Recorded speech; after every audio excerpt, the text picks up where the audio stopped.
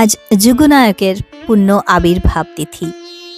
তার চরণে অনন্ত কোটি প্রণাম জানিয়ে তার আবির্ভাব তিথিতে আজ এই ক্ষুদ্র আয়োজন আমার ছোট্ট ছোট্ট মেয়েদের জন্য। আজ তাদের বিলে দাদার প্রিয় রাম পাখির মাংস, চিকেন কষা আর ভাত। আজকে তাদের সকলের জন্য এই আয়োজন বিলে দাদার আবির্ভাব তিথি উপলক্ষে। কারণ তিনি বলতেন, সর্বভূতে সেই প্রেমময়।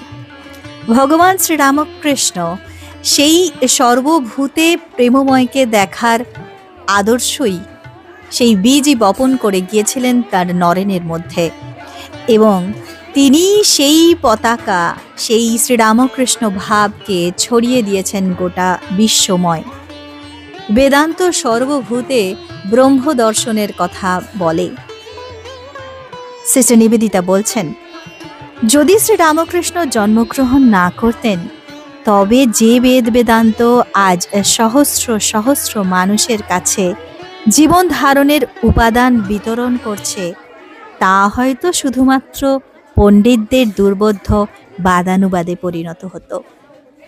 প্র্যাকটিক্যাল বেদান্ত স্বামীজি শিখিয়েছেন।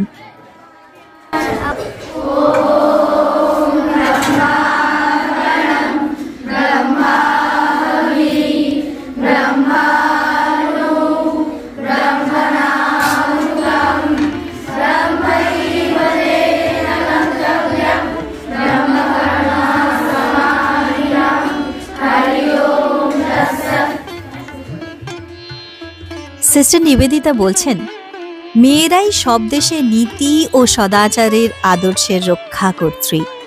ভারতীয় নারীদের জন্য এমন একটা শিক্ষা ব্যবস্থার প্রয়োজন, যার লক্ষ্য হবে মানসিক ও আধ্যাত্মিক বৃত্তিগুলির পারস্পরিক সহযোগিতার বিকাশ।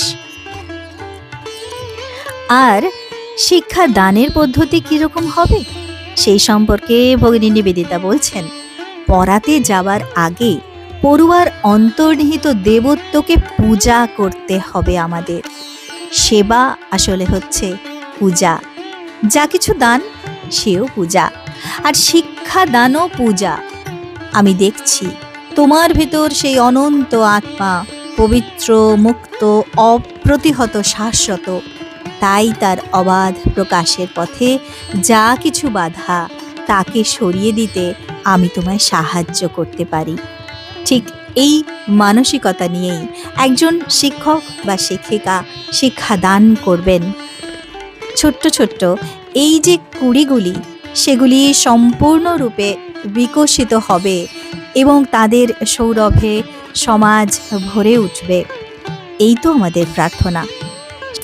তার প্রিয় শিষ্যা এবং মানসকন্যা ভগিনী নিবেদিতার উদ্দেশ্যে একটি আশীর্বাণীতে স্বামীজি লিখেছেন, মায়ের হৃদয় আর বীরের দৃঢ়তা, মলয় সমীরে যথা স্নিগ্ধ মধুরতা, যে পবিত্র কান্তি বীর্য আর্য বেদিতলে নিত্য রাজে বাধাহীন দীপ্ত শিখানলে, এসব তোমার হোক, আরো হোক শত, অতীত জীবনে যাহা ছিল স্বপ্নাতীত, ভবিষ্যৎ ভারতের সন্তানের তরে সেবিকা, বান্ধবী, মাতা তুমি একাধারে।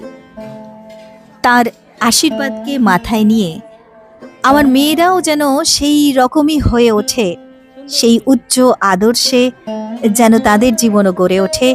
আজকের এই পবিত্র দিনে এটি আমাদের প্রার্থনা। আজকের এই পবিত্র দিনে তাই আমরা সকলে নতমস্তকে তাকে স্মরণ করি, আমাদের অন্তরে শ্রদ্ধা পৌঁছে দিতে চাই তার চরণে।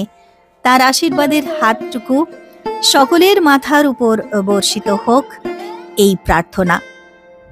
তার আশীর্বাদে সকলে সেই বিবেক ও আনন্দের আলোয় পথ দেখুক, পথ চলুক, এবং সকলের আগামী দিন হয়ে উঠুক বিবেক আনন্দময়। আমাদের এইটুকুই শুধু চাওয়া। আজ তার আবির্ভাব তিথিতে আমরা এইভাবেই আনন্দ করলাম, তার আবির্ভাব তিথিটি তথা তার বার্থডে সেলিব্রেট করলাম এইভাবেই হাওড়া দেশবন্ধু বালিকা বিদ্যালয়ে। স্বামীজির আশীর্বাদ সকলের উপর বর্ষিত হোক এই প্রার্থনা। তার কৃপায় সকলে খুব ভালো থাকুন। জয়তু স্বামী বিবেকানন্দ।